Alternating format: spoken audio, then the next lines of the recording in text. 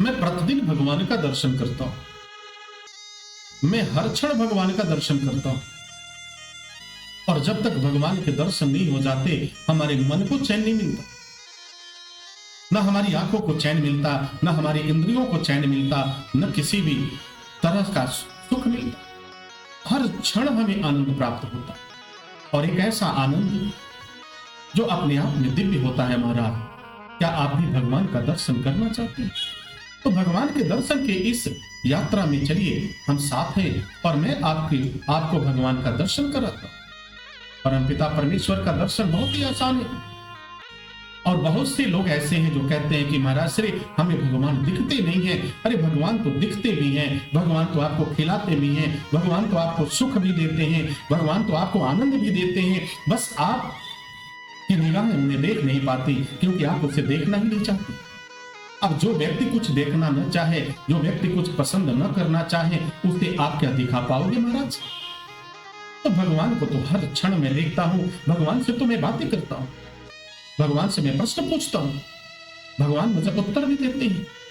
अपने गुरु महाराज से भी मैं प्रश्न करता हूं, गुरु महाराज मेरे हर प्रश्नों का उत्तर देते हैं, और मेरे हर जो भी हमारे मन में जो शंका होती है, उन शंकाओं का समाधान भी करते हैं महाराज, उन शंकाओं का समाधान भी करते हैं।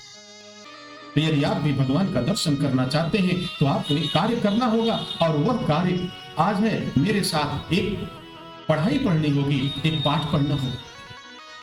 अब जितने लोग हैं महाराज, ये तो जानते ही होंगे कि भगवान में कितने अक्षर। चलो मैं दिखाता हूं। भगवान का शब्द जो है, जो कहा जाता है भगवान, पहला शब्द है भ। तो भ क्या कहता है? भ भगवान कहते हैं कि मैं ही भूमि हूं, मैं पृथ्वी हूं, मैंने ही तो इस भूमि को धारण कर रखा है, मुझे इस रूप में भी तुम दर्शन करो। ग दूसरा अक्षर आता है ग। भगवान कहते हैं कि मैं गगन हूं, मैं आकाश हूं, मैं हर जगह व्याप्त हूं। उसके बाद वा आता है शब्द। वा का मतलब वायु, जिससे तुम श्वास लेते हो, उस रूप में भी मैं व्याप्त हूं, हर रोम रोम में मैं व्याप्त हूं।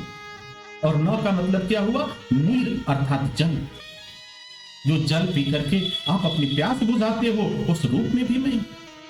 भगवान के कितने रूप हो गए महाराज? पहला रूप क्या हुआ? भ से भगवान भूमि हो गया। क्या आपने भूमि को देखा है या नहीं देखा? अपने दिल पर हाथ रख करके कहना, ईमानदारी से कहना कि क्या आपने भूमि को देखा है? क्या आपने जमीन को देखा है? तो भगवान तो हमेशा कुछ न कुछ देता ही रहता है। आप जब उस भूमि में एक मुट्ठी बीज डाल देते हो, तो वह बीज क्या होता है? कई गुना बढ़ के निकलता है। एक मुट्ठी गेहूं खेत में डालो, देखो कितना होगा।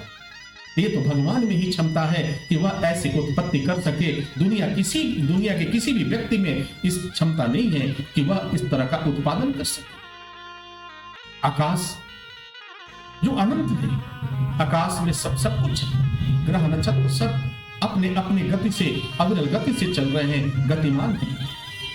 वह आकाश भगवान का ही तो एक स्वरूप है। और वायु के बिना तो आप एक क्षण भी नहीं रह सकते हो महाराज। जरा सोचो कि वायु को बनाने वाला कौन है, वायु का निर्माण करने वाला कौन है, वायु का आविष्कार करने के वाला कौन है। इस पर विचार जब करोगे तो आप निरुत्तर हो जाओगे। और सिर्फ एक शब्द आएगा महाराज आपके पास, सिर्फ एक शब्द आएगा, वह होगा भगवान, वह शब्द होगा ईश्वर, वह शब्द होगा परम पिता परमेश्वर।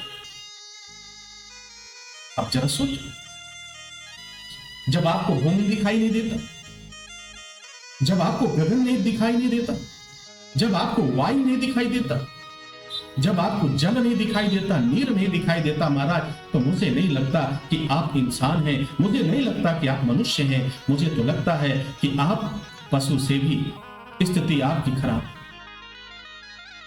एक पशु को भी भूमि पर उगी हुई चीजें हरी घास से दिख जाती है, वही परमपिता परमेश्वर को धन्यवाद करता है, और वो बार बार कहता है कि हे प्रभु, आपने मेरे लिए इतना उत्तम प्रबंध किया।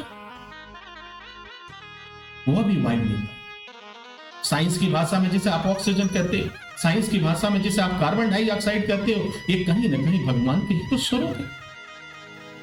अब इसके बाद भी कोई सज्जन कहे, कोई व्यक्ति कहे कि भगवान नहीं है, तो समय उससे हम सौभाग्यशाली कहें या दुर्भाग्यशाली कहें या दुर्बुद्धि कहें या फिर सद्बुद्धि वाला व्यक्ति कहें, ये आप खुद ही निर्णय ले लेना महाराज। तो भगवान तो हर क्षण है, भगवान हर क्षण आपके साथ है, आपसे संवाद कर रहा है, आपसे बातें कर रहा है। अगर एक क्षण के लिए ईश्वर आपको छोड़ दे महाराज, तो फिर आपका जीवन समाप्त हो जाएगा, आपका जीवन खत्म हो जाएगा, आपका अस्तित्व समाप्त हो जाएगा। और फिर आप कहते हो भगवान नहीं है। 3 मंजिल कमरे, 3 मंजिला मकान है आपका। जरा पूछो कि नीचे से जल अगर पहुंचाना होता है तो आपने मोटर लगा रखी है, मोटर पे बिजली नहीं हो रही है तो फिर पानी नहीं चढ़ पाता है आपके मकान में, आपकी टंकी में पानी नहीं जाता है महाराज। लेकिन जरा विचार करो कि 100 फुट 150 फीट ऊंचा जो ये तरकुल के वृक्ष होते हैं, जो नारियल के वृक्ष होते हैं, वहां भगवान ने कौन सी मोटर लगा रखी है? वहां पानी कैसे पहुंच जाता? वहां से नारियल कैसे उतर जाता? वहां तो ना मोटर लगा हुआ है, ना बिजली विभाग बैठा हुआ है, ना वहां कोई टैक्स लगता है, फिर भी वह स्वादिष्ट नारियल पानी आप बड़े चाव से पीते हो महाराज। इसका उत्पादन करने वाला कौन है? इसका निर्माण करने वाला कौन है? जरा एक बार विचार करो तो शायद आपकी ज्ञान चक्षु खुल जाएगा।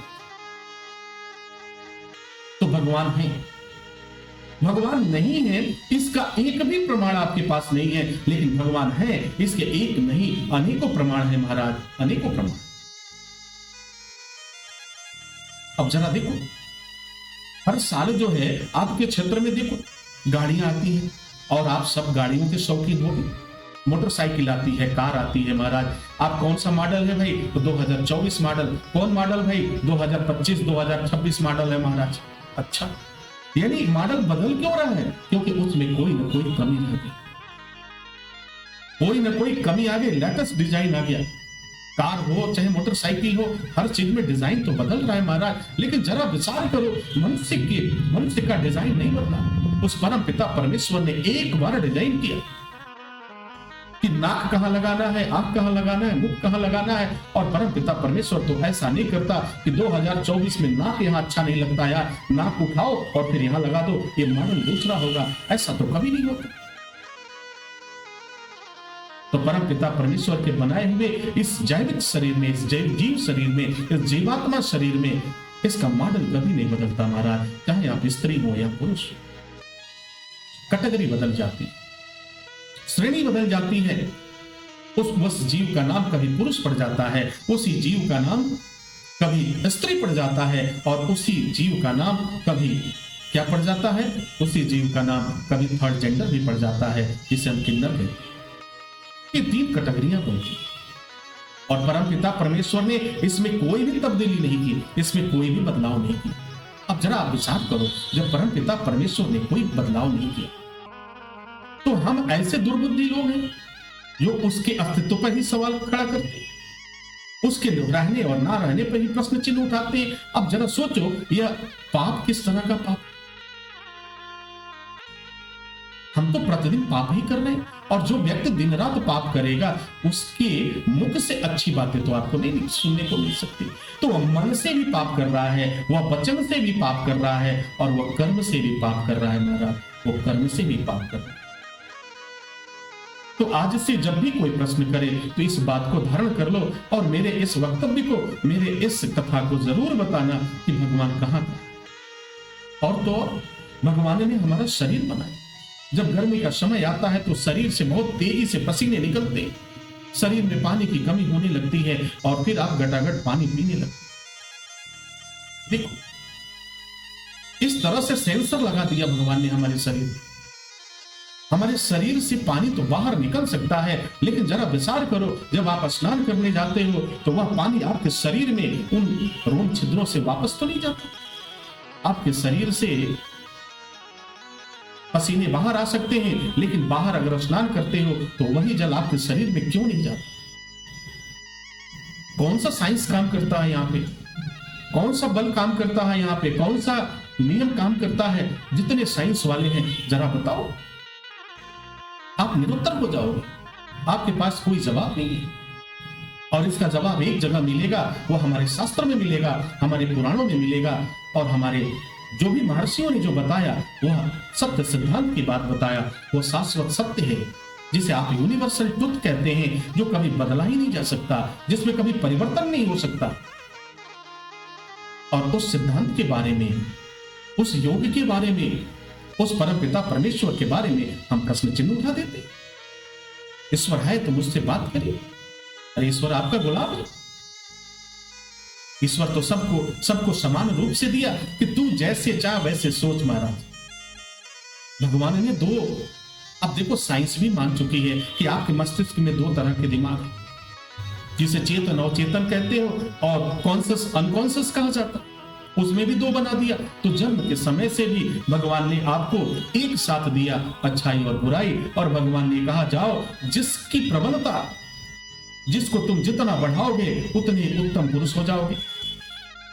उत्तम किसमें होगे? अगर अच्छाई बढ़ाया तो उत्तम पुरुष होगे अच्छाई में, अगर बुराई बढ़ाया तो उत्तम होगे बुरे कर्म करने वालों, दोनों में ही उत्तम हो। तो परम पिता परमेश्वर ने तो बहुत ही स्पष्ट शब्दों में कह दिया महाराज, बहुत स्पष्ट शब्दों में कह दिया कि मैं तो हर वक्त हूं, हर क्षण हूं तुम्हारे पास, बस तुम देखने का प्रयत्न तो करो। हम तुम्हें हर क्षण देखते हैं और जिस समय परम पिता परमेश्वर हमें देखना छोड़ दे उसी समय हमारी श्वास की जो डोरी है वो बंद हो जाती है। और जब ये श्वास की डोरी बंद हो जाती है तो हमारे जीवन की लीला समाप्त हो जाती है और फिर हम कहते हैं राम नाम सत्य हो गया, अर्थात मृत्यु को प्राप्त हुआ। हमारे जीवन का अंतिम पड़ाव आ चुका है, हमारे जीवन का अंतिम प्लेटफॉर्म आ चुका है महाराज। तो फिर कभी भगवान पर संदेह नहीं, कभी धर्म पर संदेह नहीं, कभी शास्त्र पर संदेह नहीं, कभी माता पिता पर संदेह नहीं, कभी पति पर संदेह नहीं, कभी धर्म शास्त्र पर संदेह नहीं, कभी गुरु पर संदेह नहीं, क्योंकि यह महापाप की श्रेणी में आते हैं। जिस तरह से आप भगवान के अस्तित्व को नकारते हो उसी तरह से इस पाप की श्रेणियां हैं। इन पाप की श्रेणियों से हमें बचना चाहिए, चाहे वो मन से पाप हो या कर्म से हो या वचन से हो, हमें हर पाप से बचने का प्रयत्न अवश्य करना चाहिए।